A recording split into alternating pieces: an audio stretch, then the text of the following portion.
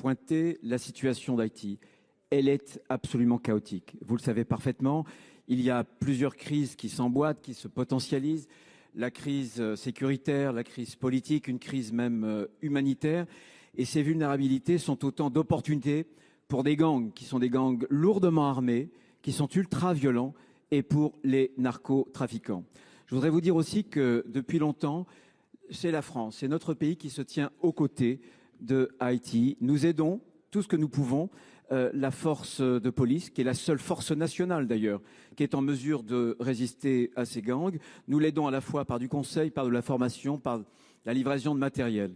Je voudrais vous dire, puisque votre question était précise, c'est que cette aide, on va l'accroître. C'est le sens de la rencontre entre le président de la République, c'était le 29 janvier, le président du Conseil de transition.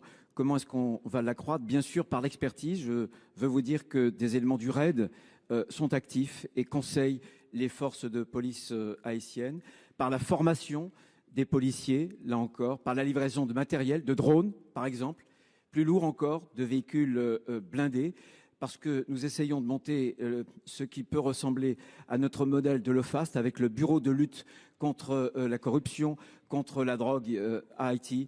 Mais ce que je veux vous dire très solennellement, c'est que la situation à Haïti est tellement mauvaise que la plupart des pays se sont retirés. Un pays, le nôtre, se tient debout aux côtés d'Haïti pour aider les Haïtiens dans cette situation vraiment chaotique.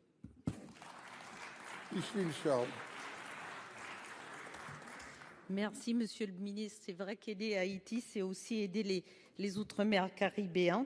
Et je sais que je peux compter sur votre détermination et sur celle de la France.